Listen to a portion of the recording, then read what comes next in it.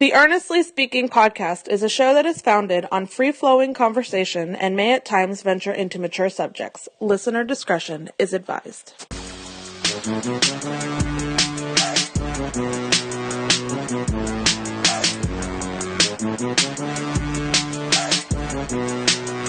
Earnestly Speaking podcast here. Going solo today, guys. Going solo. How you guys doing? Ernest Christian. Hope you guys listened to the last episode just dropped yesterday, actually, with my guy Danny Thompson, NBA podcaster and writer. Also, actually, a sports journalist in general. Covers the NFL as well too. Talking all NBA pod. It's been a while since done all NBA pod. It's been a couple of weeks, and now we're getting to that time of the year now. Obviously, well, first off, this week is the AllStar Break, so the sports world does get a little calm for a little bit, so you can breathe a little bit. Sometimes, and I've actually been doing this lately, around this time of the year, I would take like a little hiatus. I'll take the week off, during the AllStar Break. Something going on, and now it's in fact with the AllStar Break being extended. In the past, you have the Friday festivities, Saturday big time festivities, Sunday the All-Star game, Monday day off for travel, and then typically Tuesdays would be the first game back. Now, the NBA has allowed it where in the last couple of years they've made it where it's an entire week. So you still have the festivities Friday and Saturday, Sunday the All-Star game, and then Monday, Tuesday, Wednesday, and pretty much the first game back is Thursday. I think if I'm not mistaken, it's 3 games or 2 games on Thursday. For national television on TNT, and then Friday you get the full slate of games again. So the NBA now is structured the schedule to the point now where the All-Star breaks down a week, which I do like. And it's fun because when I was younger, of course, when you're growing up as a kid, and you don't have responsibilities, and you want every chance you get to watch basketball if that's your choosing of sport of choosing to watch, and or anything for that matter. Now I embrace the time off, because it gives you time to relax and breathe a little bit. And especially when you're doing, certain kind of media, it gives you a little break in between. So I've actually used, in the past, the last couple of years, I've used this time to take a little break. And that doesn't mean I'll take a break the next week, but it's going to be a little break from the NBA and whatnot, but a break in general from doing podcasts and writing. But there's always something to talk about. There's always something to talk about in the world of sports. And as this show has gone more to not just only sports, but more variety, it's given me a space to talk about personal things, maybe sometimes a TV show or two, maybe, something's going on with here at home with the family, maybe a political thing I'll talk about. There's always something to talk about. So even if you take a break from basketball for a week, there's always something to talk about. But there is a new behavior I think we're going to start having if you're a football fan. There's a new thing newer thing in town, a new possible thing to get used to in the coming years, and actually now going forward, and that is spring football. Last week, the AAF, or as you call them, the Alliance American Football, kicked off their inaugural season last weekend. Ratings were very positive. Actually, the first weekend, the first set of games. On Saturday between Orlando, the Orlando Apollos and the Atlanta Legends, I believe it is, outdrew the marquee NBA game on ABC, which was the Thunder and the Rockets. James Harden in his legendary streak right now, against Paul George, MVP candidate, Russell Westbrook rather, and the Thunder, and that outdrew the NBA game of the week. And everybody's obviously up, both sides. People saying, oh, the NBA has been dull this year, which hasn't been, the record has not been dull. And, everybody's saying, oh, the fact that the Football League AAF outdrew the NBA, it should be scary. No, first off, intrigue won the weekend. Now, the AAF, I watched the first half of the Orlando game, as mentioned, and I enjoyed it. I actually enjoyed the game. Now, I didn't see the entire game, because I had to put my kid to sleep, right at halftime, and to be honest with you, my thing with my kid is my youngest one, when he dozes off to sleep, it takes him a little while to go to sleep, and then I doze off pretty much with him. If he's not asleep within the first 10-15 minutes, I sort of get tired, and I'll end up dozing off, so I end up missing the rest of the game. I think I may have caught the last couple minutes of the game, but by that time the game was a blowout. I think the final score of that game was 40-6, so there was really nothing to catch at that point, but my initial, and by the way, I wrote something, a blog on this on my website, which you can check out, of course, on earnestlyspeaking.net. I wrote about my thoughts on the AAF out the gate, and that unlike the XFL that came, now for the record, the XFL is coming next year, 2020, around the same time, so there'll be some competition here for eyeballs. But when the XFL and Vince McMahon debuted the league back in 2001, I remember watching it back then too, because I was interested in it back then as well. It came out with the same, intrigue. The ratings were, really, really, really well. And there was a thought that this spring football thing could last. But what I wrote in my column, early in the week was the difference between the XFL and this league, at least on the onset right now, at least on the optics. Now, this can change, obviously, is that the AAF seems to have a lot more of a sturdier foundation. The XFL, to me, back, when it came off as very gimmicky. You saw, first off, there was no kickoff. You had to run to the middle of the field and battle each other for the ball for possession of the football. So the XFL came out gimmicky, and ultimately that plus a lot of blunders and plus a lot of a lot of bad luck, to be honest with you. The league didn't do well, and it pretty much fell apart week after week, and the league folded right away. First year done. In fact, there's a 30 for 30 on ESPN. You get ESPN Plus.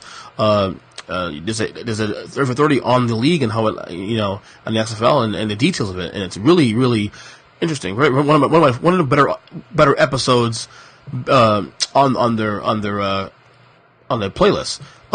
So the XFL came with a lot of bluster, and obviously next year we'll see how the second version of the XFL comes out. But the AAF to me, it seems more humbled. It seems more grateful. It seems more realistic. And then to me also, I think what's more striking, more than anything else, seeing the first week, the AAF, the Alliance of American Football, has a lot more valid and validity, and more. It has names involved that actually gives this league a lot more credence. You got guys like Bill Polian, one of the greatest general managers in the history of football, who, if you don't know who Bill Polian is, Bill Polian built the Buffalo Bills 4 Super Bowl teams in the 90s. Also built the Colts, the Peyton Manning Colts that won a Super Bowl in 2006. He's a Hall of Famer for the record. Hines Ward, Super Bowl winning receiver. Steve Spurrier, one of the better college football coaches in the history of the game. Dennis Erickson, Dynasty Miami Hurricanes team won the title 91. There's a lot of legitimate names in this league that gives this league a lot of legitimacy. And I wrote about it in the column. And now the biggest challenge now is sustaining this. They got, again, out the gate, 2.9 million viewers on a Saturday night. That's really good, especially on a Saturday night where there's a lot to do. You have UFC going on. You have all these things going on. Basketball, college basketball's going on. And then yet, out the gate, it came out guns a-blazing. You have to be, impressed with what they've done so far. But the challenge is going to come really when we get into March, because obviously March is where college basketball owns the day. March Madness. And, look, say what you want about college basketball and whatnot.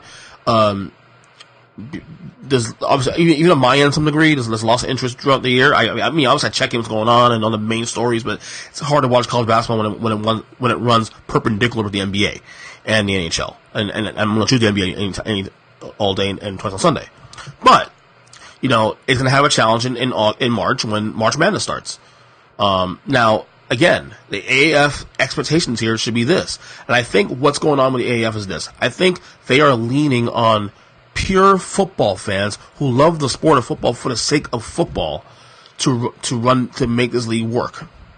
And I think what's helping the AAF too also going forward is that, after the last couple years of controversial, the NFL beat, minor controversy, domestic violence, concussion, CTE, and all those things are important. The anthem issue for a couple of years, Colin Kaepernick, all that. This season was actually one of the better years, one of the most exciting years and most fulfilling years in the NFL in quite a while. I mean, I've said on record in this podcast throughout the entire year. This NFL season was a lot of fun. New names, new blood. Pat Mahomes, making a case for himself. The Rams, doing their thing. And yet you still have the old guard. Tom Brady winning another Super Bowl this year. Drew Brees had one of his best years of his career. They had a lot of good storylines this year in the NFL, which made this year good. So people, for the first time, in a long time, people miss the NFL, including myself. So we miss football in general. So the week after the Super Bowl, you have this new league. Not even 6 days after the Super Bowl, you have this new league, and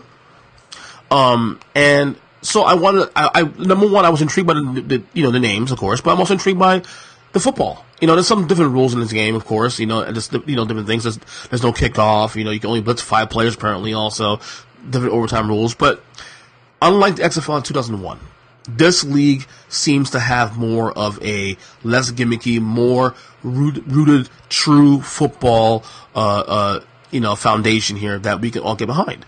And again, I think also too is in the end, I think this league is trying to be, its own thing. It's not trying to compete with the NFL.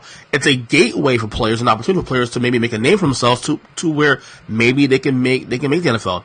I mean, the salaries here, from what I understand, I think the average salary is I believe $70,000 a year, which is obviously middle class, and not terrible money either, obviously, but you put your money online, of course, too. But again, it's an opportunity for players who undrafted, players who maybe can get in the league, lost a chance to get in the league, now having a chance to do so through this little, I guess, D League. You can call it like the D League of the NFL, except it's not connected with the NFL. So this league, early on, and we'll see how week 2 this weekend starts. We'll see how week 3, and then we go into March when March Madness comes in April, when you have the NBA playoffs starting and all that. And baseball too, for the record. We'll see how this league sustains. I'm rooting for it, by the way, for the record. I wrote about my column earlier in the week. I'm rooting for this league to work out well. The AAF, I'm in it. I'm gonna check out every week. I'm gonna check out this week again too. I'm gonna watch. And even the broadcasters. You have like Gary Danielson doing. It was Gary Danielson, yeah, doing the game on Saturday. So under the CBS umbrella. So it has a lot of legitimacy. So that alone makes this league a winner in my eyes early on. We'll see how it goes going forward, though. It's gonna be a fun time. And us, in also the biggest challenge again, because before we get to the next segment, the biggest challenge here for the AAF is really training, getting fans like myself and others to get used to the idea of football being played in February, March, April, May. Okay? That's the biggest challenge. It's getting used to the idea of football existing beyond February, the first week of February. Beyond that there's still football to be played, albeit a lesser product in comparison to the NFL, but getting used to the idea of football being played in February, in the spring. Spring football can actually work. It may actually work. We'll see how it goes. One storyline I think I'm so sick of to this day is the LeBron James versus Michael Jordan thing. I'm just sick of hearing about it. Honestly, I don't care what side you're on. Every side has a case to be made. We have the old guard of Michael Jordan fans, and you have the new millennials of LeBron and whatnot. And it's just annoying to hear in general. And I find it funny. The last couple of years, I noticed this time of year is when we get this every year. But especially around February, around the AllStar Break, around where the trade deadline goes on, around where it's dead time in the NBA. Right around the dog days of the season. This always seems to come up. This conversation about who's better all the time, LeBron or Jordan, all that. So today, it came up again, and it came up again because of one man, Scottie Pippen, 6-time champion, former Chicago Bull, teammate Michael Jordan. And he was on First Take today with Stephen A. Smith and Max Kellerman, and he made the case again. Well, not again. He made the case against LeBron this time, and I'll get to my opinion in a second because he's in the past has said differently. So again, Scottie Pippen is now being inconsistent. He's being consistently inconsistent in his view on this rivalry, we want to call it. It's now 8 years running now of him saying things, and he's never been consistent on his stance. Here's what he said today on First Take. When I look at LeBron, he's not what Michael was as a player. He's not even what Kobe Bryant was as a player. So when you talk about trying to compare Michael's instinct, his ability to take over games, his ability to want to have that last shot. And demoralize you. Yes. And scare the living hell out of you. LeBron doesn't have that gene. So, Scotty. That's not in him. Stephen A. Smith weighing in to demoralize you. Stephen A. Smith, old school guy. Now, let me be clear, okay, about this. So people know where I stand on the argument, okay? I am, look, I'm not necessarily the biggest Michael Jordan fan in the world because of, I was never a Bulls fan. Michael Jordan is the greatest basketball player ever in the NBA history, period, end discussion. LeBron James is in the conversation. By the way, the biggest, and furthermore, the biggest part of what Pippen said in that clip that I just played to you guys, isn't so much a Jordan-LeBron thing, because, again, that's the inconsistent part of the argument between him and, what he's been saying for the last 8 years, okay? The fact that he threw Kobe Bryant in there, just kind of slid it in there, he's not even Kobe, look, I have my opinions on Kobe. I love Kobe. I think Kobe's one of the all-time greats. He's top 10 all time. I have him closer to 7 or 8 on my list all time. I have LeBron higher on my list. That's just what I think, in terms of impact. That doesn't make Kobe a terrible player. Kobe Bryant's a phenomenal great all time. Second best shooting guard in history of the game. Second best Laker of all time. I've been very clear on my position on Kobe Bryant. I'm not gonna change that now. But my problem with Pippen here isn't necessarily what he said here, because I actually agree with him. I actually agree. Now, it's unfair to use the analogies he's using as a result, because LeBron James's game is not even close in terms of what he does as a player, like Jordan's or Kobe's. Jordan and Kobe are clones of each other. Kobe Bryant is a Michael Jordan clone. Period. His entire game is patterned off Michael Jordan's game. LeBron James is the first of his kind to do what he does. Okay, LeBron James does, and I'm not going to sit and try to defend LeBron here, because there's a lot of things LeBron does even now in LA that I can't stand. There's a lot of things that the passive aggressive nature of him that I can't stand. There's a lot of things that he says and does that makes you scratch my head a little bit. But to say that LeBron James, for the record, is a original. There's never been somebody like LeBron James. So to me, you're actually insulting Michael Jordan by comparing LeBron to Jordan not because of the fact he's not good enough, but the fact that the games are different. Michael Jordan was a pure scorer of the highest order. LeBron James's game actually is a facilitator. The fact that LeBron is gonna pass Michael Jordan scoring, considering the fact that LeBron James is not even a natural scorer, he became a scorer by necessity because that's all they had in Cleveland, and eventually it became his game. The fact that LeBron James might be top 2, and if his health holds up well in the next couple of years, he might even pass Kareem Abdul-Jabbar for all-time scoring leader. The fact that he's even in that conversation and his style of play, is amazing enough for LeBron James. And that, to me, that's where I think where LeBron's impact is stronger than Kobe's. Now, that being said, my problem with Pippen is this. Scottie Pippen, in the past, has said on record, and I don't have the clip on me here because I couldn't find a clip. I had to put a clip on for the podcast today. But you look up a First Take episode back in 2011. This is right around the time the Miami Heat, first year of the Big Three, right before they were starting the series against Dallas, where Pippen had said that LeBron was better than Jordan, more impactful than Jordan. Okay? And by the way, Pippen is saying these things about LeBron, and LeBron doesn't even have a ring yet at this point yet. Then he goes back and forth and says, no, said something differently.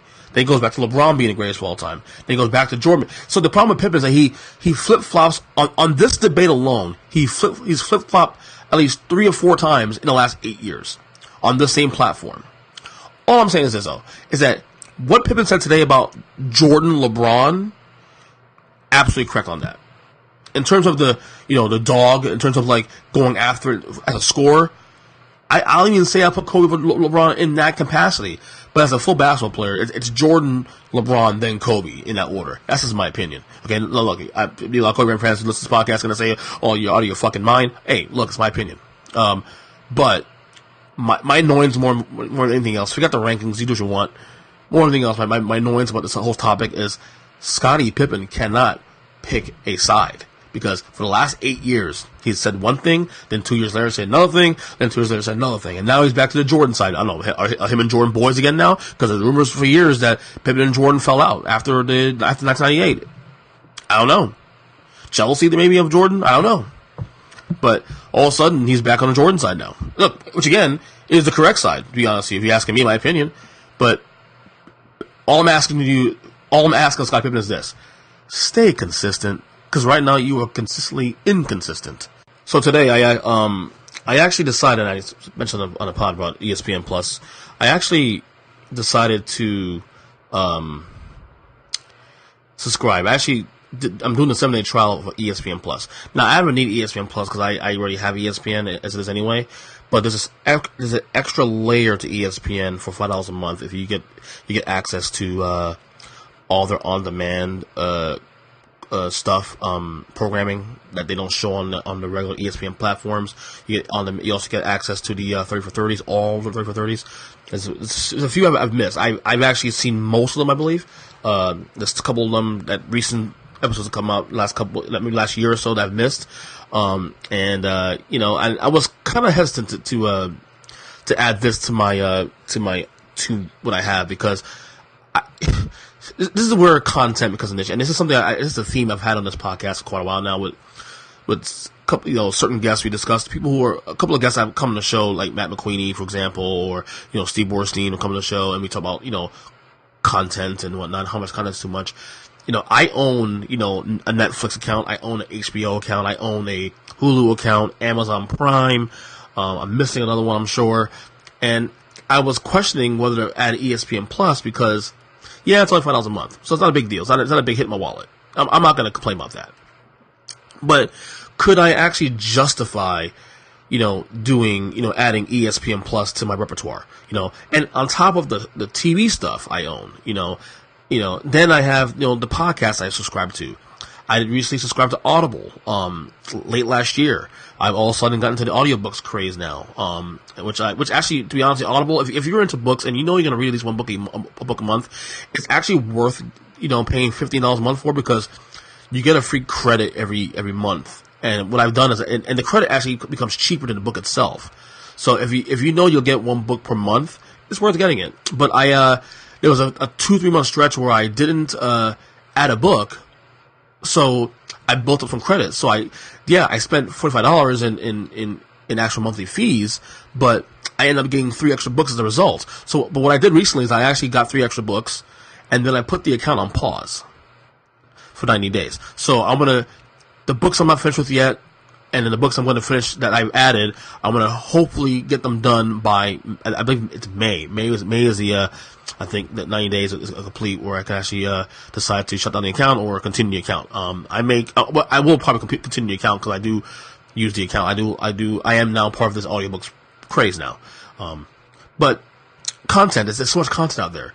And it's so little time, and with my schedule too, especially with the kids, okay, so I have X amount of time. No, my wife and I have opposite schedules in terms of work.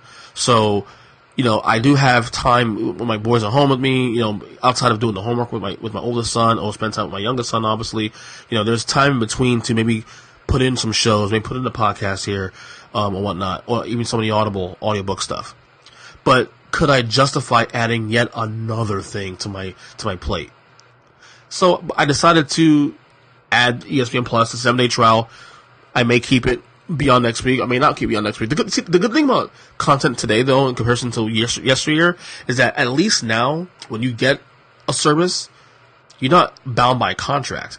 Like, you can at any time just stop it. Like, I have Netflix right now, and if I decide to not have Netflix anymore, I'll just stop it. Same thing with HBO. If I decide not to have HBO, I'll just stop it. And that's the good thing about content, is that it gives you the control more than anything else. Whereas if you got cable TV, you're buying this bundle, and half of the things, or more than half of the things you have in the bundle, you're not watching it. You realize you're paying for it, but for you to get cable TV, you had to get the entire bundle that came with it. So, so the real value in getting, for example, like, getting individual channels, whatnot, is not so much the cost anymore. It's more so the control on the things you want to buy. Like, if I'm going to pay $200 for content, it better be content that I actually want to have, not stuff I'm paying for that I actually don't really want. You know what I'm saying? So I got ESPN Plus today as a trial. I decided to watch the primetime documentary on Deion Sanders and his remember back in 1992, back in October 1992, when he played both football and baseball in the 24-hour span. He was playing with the Falcons at the time, and then he was also in the middle of the NLCS run for the Braves back in '92, and had to go to Pittsburgh for game 4 and all that, and this the whole the two sport thing, and how, you know, because we all think about Bo Jackson being the guy that did the two sports, where in fact Deion Sanders was the other one, and he actually did it at a high level in the sense where it actually was challenging to do it at a time where, you know, he was committed to football, but he also committed to the Braves also to be part of that World Series run. And what's fascinating is that I think baseball came out looking pretty bad in the end because of the curmudgeon nature of the sport. Although I think you watch the documentary, you actually you see their side to some degree, but ultimately, if Deion Sanders is willing to commit to helping your team win, and by the way, he still played well throughout the series. He played well in that World Series where they lost to the Blue Jays in 6 games. Had the Braves won that series, he would have been MVP. He actually had a great series. He had, was he 8 for 15? He had, I believe, a few stolen bases in that series and whatnot. So he actually played well in that series. And he did this with, you know, with the still committing to the Falcons and playing football. So I think baseball did come out looking pretty curmudgeon. And as it is with baseball, really more so with everything in recent times, that they come out looking very curmudgeon-y in the end. And it's why, no wonder that people as they get older don't really, unless you are grown up with the game, it's no wonder that people, you know, don't really, can't relate to baseball players or relate to the baseball culture, because at least football, for the most part, tries its best to cater to young folks. At least basketball, obviously basketball does that to a high level, of course. Baseball really doesn't try, you know. And I'm saying as a person who loves baseball, I love Major League Baseball. I look forward to going to games every year. Like, I actually enjoy going to baseball games more than any other sport that exists because of the communal nature of it, just the relaxed nature of it. You know, it's fun. It's there's no clock. You can actually go there and relax. You can actually go there and get popcorn and just relax and have a good time. You know, but baseball came out looking curmudgeon-y and looking old and looking petty in the end, especially when Deion Sanders is trying to, you know, baseball missed a opportunity to really market itself well at that time too. You know, especially what Deion was doing. Deion was one of the biggest sports stars in the entire world at that point too, in the country at least. You know, you had Jordan and all that, but Deion was right up there too. And of course, Deion's profile even got bigger because of it. And then he went to the Niners and won a Super Bowl there. Went to Dallas, won a Super Bowl there too. So, you know, but the documentary was all in all was great. And I mainly got the ESPN Plus because of I wanted to watch that documentary. I also need to watch the 42 and 1. I think that's the Buster Douglas documentary on the Tyson Douglas fight. I need to watch that. So I'm gonna binge these 30 for 30s this weekend while I'm home, and hopefully we'll see next Thursday when it comes around where if I want to renew, keep my my ESPN Plus subscription going. I may not keep it. You know what I'm saying? I may actually decide to. I can save $5. You know, at my older age, I'm trying to save money. You know, so but $5, I don't know. $5, we'll see where it goes. I mean, I have to find a way to justify keeping this service, but you'll see. I have 6 days to decide on that. Last thing here, this week, yesterday or actually Wednesday, my wife and I actually spent Valentine's Day. We did a little Valentine's getaway to Disney World. Now it's not a big deal for us because we have annual passes anyway. So we tend to do this when we can, but it's been a while since we actually gone away like this. I think we went actually in October last year, or maybe early November last year. No, it was actually early November of last year, right? We did a little getaway. We did again this week because Valentine's, you know, she tends to work longer hours on Thursday, so we decided to take our Wednesday. I was off Wednesday, so we decided to just go up there, go out the kids, and just have a good time and enjoy each other. We haven't gone to Disney World as a couple by ourselves without anybody else. I'm talking about not just kids, but even friends in a number of years, like literally before we had our first son, Eli. So we decided to go up there on Wednesday and just enjoy, you know. And it was a lot of fun because it reminded us of, you know, us before having kids. Now, granted, I'm not saying that I don't enjoy my kids. I love my boys, you know, although her and I are done having kids. But I love my boys to death. I can't imagine my life without them. But there are moments where you want to kind of recapture, the essence of being, not single, but at least those days before life became more, more responsible. More responsibility, should I say, became a thing. I think for us, having children and whatnot in the household, and we don't really have a chance to really do these kind of things often. We don't have a chance to really go away for weekends without kids. Our situation does not really present that for us right now to even leave our kids for weekends on end, no days on end to go away. So when we have a chance to do trips like these, we do Disney because, number one, it's affordable for us in a sense because we're already paying for it. We actually have annual passes, and we had annual passes for at least 6-7 years now. So we do that because it's convenient.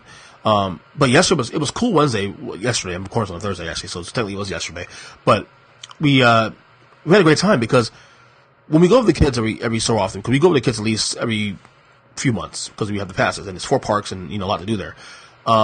We want the kids, we don't have a chance to really do the adult stuff. In other words, we don't have a chance to really go on the rides that they can't go on. So rides like, Rock and Roller Coaster at Hollywood Studios. We went on that ride twice, on Wednesday. The Star Wars ride is different. Star Wars ride, our oldest son can do, obviously. And he's done it before and he loves it. We went on a ride 3 times yesterday. There was no lines there yesterday. And it was actually cold and a bit rainy too. So the park wasn't as the Hollywood Studios actually was not as crowded as it normally is. So so the lines weren't that bad. We also did the ride. I forgot the name of the ride actually offhand right now, but it's in the Toy Story park. And it was a roller coaster. But it was a phenomenal ride. I had a great time. So we did a lot of the adult stuff that we really don't get to do when we have our kids with us. And I had a great time. It was a great fulfilling day. I will say though, I feel old after a while because walking around that park all day long, even when it's like not hot, it's still a bit, it's still, it wears me a little bit. I won't lie. It wears me a little bit. So I was ready to go home by about 5 o'clock, 6 o'clock in the evening.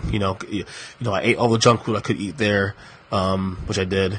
We tried. One of the biggest challenges of Disney for us too, especially, is cost. Now, before we had kids, it was easy because we used to go up there for days at a time, and we would actually get a hotel, which is that's a cost obviously, but it's a hotel. But we always found ways to not have to spend money on the park grounds. So we would go to a buffet or go to a restaurant and eat our hearts out, so we don't have to eat on the grounds.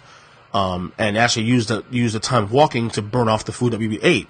So we used to be able to save money and not have to spend a lot of money on the grounds unless there are things we wanted to get on the grounds like gifts and stuff, but which I try to avoid anyway because everything is marked up there. Everything's expensive on the Disney parks, even though we have the discounts, because we're annual pass members, but still, I try to avoid, spending any unnecessary money on the grounds. But it's hard sometimes because if you're hungry, there's pizza there, there's popcorn, there's ice cream, but everything is priced double or sometimes triple than what you buy in a normal store or normal setting at home. So that's a challenge for us, but it was good to get away. It was good to get away with me and the wife. It's a little Valentine's Day getaway. I'm not big on Valentine's Day personally in terms of all the traditions. I don't do, and she knows this. She hates it too. We don't do flowers and stuff like that. My wife would prefer to have, she'd rather have a handwritten note from me or a card from me rather than a gift. Something that's more tangible, or getaways or trips like that. She preferred that over flowers that actually, you have for a couple of days and it goes away. I never understood I get it. It's a symbol, but I never understood the idea of flowers as a gift. Like, you spend $34 for flowers that ultimately in about 5 days won't exist anymore. You have to throw away. Like, that $34 to go into something tangible. I never understood that, and I'm glad I found somebody that actually agrees with me on that topic. I actually put a poll up on social media yesterday saying, is flowers overrated, underrated? And most people agree with me that it's overrated. So I don't know. Valentine's Day, it's a nice holiday, but my thing is, I always say, I celebrate love 24/7, 365 in my household. Valentine's Day is just, to me, it's just another day. So, alright, I think we'll cut it there from now. That way you can Follow me on Twitter, of course, at EJChristian7. Check out like I said earlier on the show, check out the column I wrote on the AAF on the site at earnestspeaking.net. And I guess we'll talk next time. Later.